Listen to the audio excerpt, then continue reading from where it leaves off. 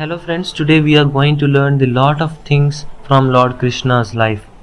So let's begin. The essence of Krishna's child life was that he had made the whole society mad with joy towards himself. With his enchanting appearance, his seductive smile, his flute playing and his dance, he filled people with a fancy that people had not known before. From the day Krishna was born, people were trying to kill him. He went through very difficult circumstances, yet he lived his life successfully. That is why they have become an integral part of India's cultural ethos. Krishna lived his life as if it were a festival, even as a child. He said many beautiful things about himself. One of which was, "When I wake up in the morning, I hear the humming of cows, and ask my mother to name every cow before tapping it. When I hear it calling, I know that now I should smile while rubbing my eyes." Even when he went to war, he kept a peacock feather on his head. He was no fashionista, but was committed to making every aspect of his life a celebration. Be it his feelings, his mind, his actions, or his clothes, he always wanted to be in his best form for the people around him. This was his love for all. Generally, the divine form was visible to the people only in the great virtuous yogis or kings. Though Krishna was just a cowherd, people could not ignore his beauty, his intelligence, his strength, and bravery. When we call Krishna Gopal, we talk about him with love. When we call him Govind, we bow before him, considering him as a divine form. Krishna was recognized as such a handsome man who was dark in complexion, Shyam Sundara. It was like an evening. When sunset begins, the light blue color of the day changes to a deep dark blue. That was his color. The simplicity and decency with which Krishna lived, the manner in which he went towards everything, his gait, the balance of his body and mind, everything was such that people could not take their eyes off him. The blueness of the outermost chakra of Krishna's aura made him extremely attractive. Krishna's sadhana was to be completely in sync with the life around him.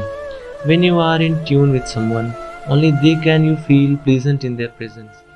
If it isn't, then there is a trouble. Krishna's childhood girlfriend was Radha. Radha's belief was that she used to say, "Krishna is always with me. He is with me wherever he is, with whomever he is." Now let's talk about Krishna's adolescence. With his flute, Krishna used to hypnotize any kind of person, even animals. But when he left the village to protect Dharma, he gave his flute to Radha and never paid it again. From that day onwards, Radha started playing the flute like Krishna. Krishna, who was always dressed in silk clothes with a crown and peacock feathers, when he became celibate, started wearing only deer bark and was completely devoted to his new spiritual practice. Before that, the world had never seen such a wonderful beggar. Guru Sandeepani never had opened his mouth to instruct Krishna. Everything was said in the mind and it was completed after understanding it. Now let's talk about Dharmagupta, the emperor of truth. Krishna was called Dharmagupta, that is, the emperor of righteousness and truth.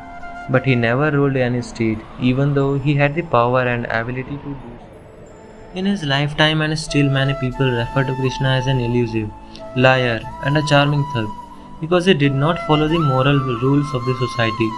He just used to do that which, whatever the situation, would bring the best result. Now let's talk about Govinda, Krishna as the ultimate truth. When people asked Krishna, "Oh Lord, people say you are the savior. So what way do we have?" So Krishna looked at them questioningly and said, "Which way is it? Oh, I am the only way." Though Krishna used to do all kinds of mischief with the people, yet everyone loved Krishna very much because he lived in perfect harmony with all of them and with every life around him. Krishna's feeling of keeping everyone together, of being involved with everyone, was such that even his known enemies used to sit with him, and no matter what, they used to accept his words. How many times had he, without much effort, changed many people who abused him and planned to kill him. The word Radha means the one who gives the juice of life, that is, love. In her love, Radha had made Krishna her own part. People say that there is no Krishna without Radha. They do not say without Krishna there is no Radha, Radha Krishna or Radhe Krishna. Femininity is a special quality. It can be as alive in a man as it is in a woman. If you want to know Krishna, you have to be completely immersed in the womanhood. This path is intimate and passionate, which leaves nothing. When Krishna wanted to do something, he used to do as it should be done, no matter what anyone said.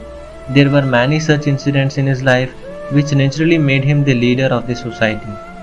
Krishna never believed that the Pandavas were completely innocent, true, or that Kauravas were completely evil or bad. He was not full of the morality to judge someone directly on the basis of black and white. Krishna was very compassionate with some people, while merciless with others. He also nourished the people as and when they were needed, and he even killed some people. They did what they needed to do with life, because they had no rules and regulations of their own. It was life itself. What we call Krishna was not a person but a special consciousness. Uddhav once asked Krishna that when he is in manifestation of the divinity, why does he not solve people's problems by moving his feet?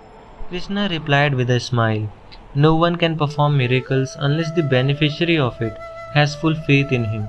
During his lifetime, Krishna himself instilled confidence in many people for himself. But that was not enough. It has always been like this. Great things did not happen when the great people happened, because they were way ahead of their times.